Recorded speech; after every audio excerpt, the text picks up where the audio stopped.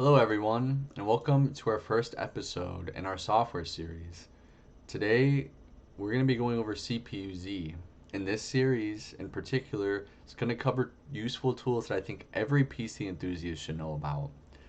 Now, why is that? Because these tools will enable you to troubleshoot your PC, other programs, and also learn all sorts of useful tidbits of information about your system and its components. Now, as I mentioned, we're going to be going over CPU-Z today, and this program allows you to garner information on your system for the CPU, RAM, the GPU, or the graphics card, and so on. Now, before we get started, let me answer some common questions, such as, for example, where can you find this program if you wanted to install it? Well, you can use your local browser and go to www.cpuid.com, and I'll show it here. Pull up the web browser. And this is just if you did a simple search result in your web browser, CPU-Z, you can see it comes up, and this is the website, cpuid.com. And it also mentions right here, we see the Microsoft Store and Google Play. You can also download this application on those storefronts. So you could click here to go to the link for cpuid.com. But I actually already have it pulled up here, and this is the URL you could go to if you were attempting to do an install. And this is what it would be like all the way at the top. Now if we scroll down, it gives us some information about CPU-Z and how it works. And you can see there's different installation tabs here, but we're going to be using Windows, and we have 64-bit architecture, and that's why we're doing this install. So if you have Android, you'll do that install. If you have an ARMS CPU, ARM64, you're gonna want to use this install. And 86 also represents 32-bit, so if you wanted to do the install for your 32-bit system, this would still be the install you'd go to. And if you scroll down, you could have the setup. It says 32 and 64-bit version for English. This would be the setup installer, or you could download the zip file. You have a couple different options here. Now that we went over exactly how you would get a hold of this software, let's go ahead and go over some of the essential information that this application provides you. So I'm going to close out the browser. We're going to pull up the application. Now, the application here, as we can see, it's on the CPU tab. Now, this is the initial tab it opens on, and it gives a lot of information about your CPU specs. So the central processing unit typically follows a certain series, especially with Intel, and i5 represents the fifth series in their processors that they have been manufacturing. And you could also see the code name, Coffee Lake. Well, the code name represents the microarchitecture of that chip, or the family name for that chip. So right off the bat, we can tell that this processor is part of the i5 series, and different series have different capabilities. And then the code name is the microarchitecture, or the family that it belongs to. We'll talk a little bit more about this, but just know that when a CPU belongs to a family, it's a group of processors that may have been manufactured in a similar way and have similar architecture. So if this has a different code name, but it's the same generation processor, it will probably have different capabilities. So as we scroll down, we see technology. Now in this particular case, technology represents the manufacturing process that was done to create this chip. So in this case, we have 14 nm. There's also, for example, 22 nm, which is a little bit older, and you could use this information here to find out which process was used to create your chip. So even information like that may not be necessarily essential to the end user, but if we go further down, we see the specification, which may be essential to you. It says Intel Core i5-9400F CPU at 2.90 gigahertz. So this is an exact way to tell about the information in our system. If we search up the specification, we would probably see this processor come up in the web browser. Now let's break this down a little bit. As we mentioned, i5, that is the series that this processor belongs to. Now 9 is the generation. So this is the ninth generation in the i5 series. And here we could see, if this is the ninth generation, then 400 is the model number. So if you have or if you have another series, the first number typically denotes the generation, and the following numbers typically denote the model. So you could read this as the i5, or the fifth series of Intel Core processors, then -9 for the ninth generation of the i5 series, then 400 as the model number. And then we have a letter here, F. That special letters can denote different things. In this case, F, you may see a different letter. I'd recommend looking into your processor, looking at what this letter means for your particular processor. But F, in our case, is a processor that does not have integrated graphics. So with a processor that has the F at the end of the model and the name, you're going to want to make sure you have a graphics card, a dedicated graphics card in your system, because the processor does not contain a graphics card, which sometimes they have integrated chips that have the graphics feature. So if you have a laptop, you might have an integrated graphics card in that processor, so that way you don't need a graphics card. But in this case, it's without it, which is denoted by the F. Then we can see CPU at 2.90 gigahertz. So this is the speed that our processor will run, 2.9 gigahertz. Now, different processors have different speeds, and there are also different settings. For example, I believe on my current processor, doesn't mention it here, but the turbo setting can go up to 4.1 gigahertz. So that's something you're going to want to look into, especially if you're doing heavy computation tasks, what speed your processor is and what it can go up to in terms of turbo, or even if you're overclocking your CPU, you may want to know the speed it can go. So let's go ahead and continue down. We're going to look at the family, model, and stepping. So what is this information? What can we get from this information? Well, 6 is the family number, and the ninth generation Coffee Lake is corresponding to the family number 6. So if we had a different code name or a different generation, this would be a different number here. But because we have the Coffee Lake microarchitecture, and this is part of the ninth generation, we're part of the 6th family, or the family number 6. Then we have our model. In this case, the model and the stepping is typically useful for identifying, just more information. It's like for identification purposes for your CPU. And in some cases, this extra information here, it can be used to understand exactly, what kind of minor changes have been done to your CPU. Because you may have the same CPU from the same family, and it's the same one, but it may have a different model or stepping, and this could influence, maybe it has improvements, maybe it has like minor changes and that sort of thing. And this is how you would be able to tell if there were minor changes in between processors. You'd use the model number and the stepping, and the same thing with, for example, revision and then this other information. So let's now go down to the instructions. So this instruction section allows us to understand what instructions the CPU uses.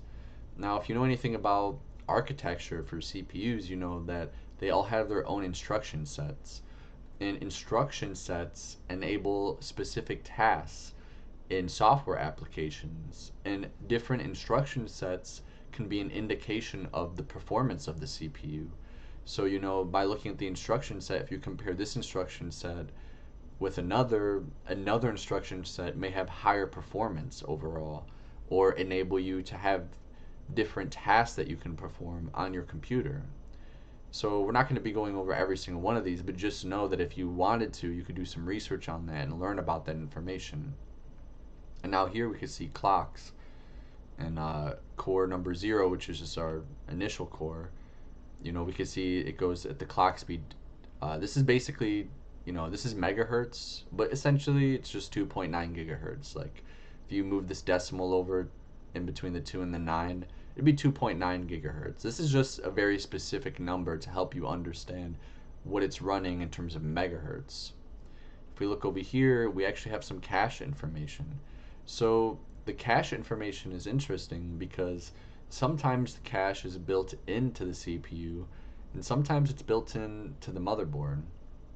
And typically the L1 cache is the smallest, but it's also the quickest. And that's because it's usually placed closer to the CPU on the motherboard. And then we have the L2 cache and the L3 cache. And as these numbers go up, typically that cache is farther away from the CPU, which means it's also slower. But they typically are also larger in size with the way they're built. So as I mentioned, it can be integrated into the CPU or soldered onto the motherboard. The L1 cache is typically closest to the CPU, which is why it's the quickest. As I mentioned, so it goes quickest and smallest to largest and slowest. So that's something to keep in mind as you're looking at your caches, to understand that a lot of systems have an L1, L2, and L3 cache, and that usually increases in size but decreases in speed as the number increases. And we see some other things like 6 cores, 6 threads. If you had multiple CPUs, you could click here and go through them and see, how many cores they have. Like for example, socket number 1, we only have 1 CPU in my local system, and that 1 CPU has 6 cores. So if you looked up the system, you'd find that it has 6 cores, or the CPU, I mean. So this just gives you information about, uh, the speed of your cores, other information. It's all very useful. You can learn a lot here just by discovering what's on your CPU tab. You could discover the code name, you could discover the speed, the family, the instruction set. It goes on and on. And if you have other CPUs, you could also do other things. Now, real quick, this is going to be in every tab that we go over, but you could click validate here, and that'll validate with CPUZ some more information about your system, but you have to send some information to them. And then we have these tools, and I'm not going to be going over these two, but just know in tools you could, for example, save a snapshot of your information at a particular time. So if I was going to be doing an upgrade and I wanted to save this information here, you could click on tools and you could save it as a file. So in the future you have this information if you want to check maybe the specs on your system, or maybe if you're trying to do some research on a processor, but this could save you some time just going straight to the saved file. So let's go ahead and continue here. We're going to go on to the next section, the main board. So the main board provides useful information about the motherboard, such as the manufacturer and the model. And we can see that here. We see the name of the manufacturer, which is ASRock. I have an iBuyPower computer, and that is manufactured by them. And it also typically lists other information, such as the chipset and, other information. We got the BIOS here. This is information about our BIOS. For example, our BIOS comes from American Megatrends, and this is the version here, and that is the last date I believe that it was updated. So, and sometimes more information will be filled out. Depends on the drivers you have. So actually when we go to the next section, we're going to see, this is actually pretty empty here, but we can see the size 8 gigabytes. Now the reason why this is empty here is probably because it's missing information due to the limitation of the drivers that I have installed.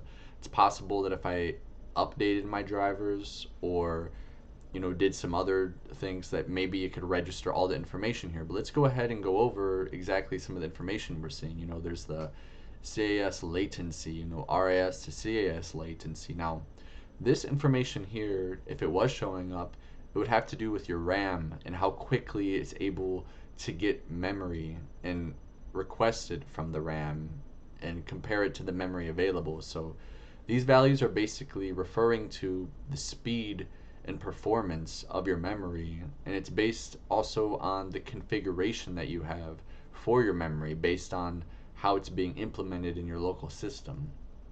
Now we could also go to SPD, which stands for Serial Presence Detect, and it does give some more information about the RAM. You can't see here, but if I click on this here, I see slot 1, 2, 3, 4. That's because my motherboard has a quad architecture, which means that I could have 4 RAM slots total. And like if I click 1 here, you don't see anything, but you can see this is slot 1, slot 2, slot 3. I only have 1 RAM stick, and if that's in slot 4, and if I click here, you could see it's DDR4. You could see that it's 8 gigabytes. It's an 8 gigabit RAM or 8 gigabyte RAM stick. We have the module manufacturer number and the serial number. And this is just more like timings table. Like I mentioned, I think it's because I don't have a driver updated, but if you did have the correct drivers, it should list information here, and you would be able to tell, for example, how well your RAM is performing and exactly what the latency is. And lower numbers typically is better because the lower the number is, the higher the access time, or the less time it takes to get the resources. Now let's go ahead and move on to the memory or the graphics section. So as you can see here, this is actually the graphics card that I have installed into my system, and it includes information such as the speed for the integrated clocks or the integrated CPUs into my graphics card. It also has information such as TDP for thermal design power, which represents the maximum amount of heat that the graphics card is meant to dissipate under a certain load. So you could see, for example, you could factor this into maybe like if you're trying to do an upgrade, you want to check all the thermal design power for each piece of equipment you have, and make sure that your power supply unit or PSU is able to adequately handle the amount of wattage that is being used by each device. And actually we're going to be going over another program in a future episode called Hardware Monitor, and it actually can monitor the temperature and the voltage used by different devices. But here this is grayed out, but if I had multiple graphics cards, I could click here and I'd be able to go through each one. And performance level, like here I could see the base performance, you can see it boosted, and the current. And as you can see, the current's a lot lower than the other settings down here. GFX core is the GPU core, the graphics processing unit core. It's how quick our graphics processor is. So if I go to boost, you can see exactly what the memory and the core would be looking like in a boosted mode. But in the current, it's going pretty low because I'm not really running any graphical applications besides CPU-Z, so it's not very demanding on it right now. It also gives some additional information. We see here the type. This is GDDR5. That's the type of like virtual RAM in our machine. You can see the vendor, the bus width. The larger the bus width, it affects the data transfer rates between the GPU and the virtual RAM. So, larger bus width could influence how quickly it's able to get data like back and forth into your system. So see a lot of information here, like the name, etc. We've gone over most of it. But yeah, this is very useful for learning about your graphics processing units and additional information. And then here in the bench section, now we're not going to actually be using this today, but you can see it provides values, for single thread CPU, multi-thread CPU, and there's also some different things here that you could run, like for example, run on all cores, bench CPU, stress CPU, and it gives information. So basically what this is here let me try to, it's not really, well, but basically it provides score and performance data. So this can allow you to stress test your system and find out about how stable it is when it's running a heavy load, and it will give you information about how well it's performing, gives information about exactly like what it's capable of doing, which is useful for troubleshooting purposes. And then the final section here, if we go over to it, is the about section. And this is just what version of CPU-Z you have. Mentions like the author of it, where you could get the latest info and updates, what version. I mean, it gives me my Windows version, which is pretty useful, if you're running different versions, it gives different information. You can see I have DirectX 12.0. So this is a useful program that you can use to garner all sorts of information about your system, whether it's the graphics card or your memory or the CPU, and then you could extrapolate on this information. It's especially useful, for example, you have a warranty and you can't open up the system. Well, in this case, you could run this program and get all the information you need. You could go to the main board and get the model number of your, motherboard, and through this, you're able to look up all the details on your motherboard to try to learn about, maybe what kind of drivers you might want to have installed, what kind of, updates you can make to your system, even if maybe you aren't allowed to access it. Maybe if after the warranty you're like, oh, well, I want to upgrade my RAM, you could use the model number for your motherboard to find out what RAM is compatible. So, a lot of very interesting and useful tools here that we can get and use from the CPU-Z program. And I hope you enjoyed this episode. Very informative. You could use this program. As I said, it's freeware. You could pretty much install it and use it on any machine that you prefer, and it should work. So this is a very useful tool that I like to use, and I think other tech enthusiasts also like to use. Very popular. You could look it up. There's probably some other videos. It goes over a lot of information about your system. So thank you guys for tuning in. I hope you were able to learn a lot this episode, and I look forward to uploading more future episodes that will maybe help you be a better tech and know more about software in your system. So I'll see you guys in the next one.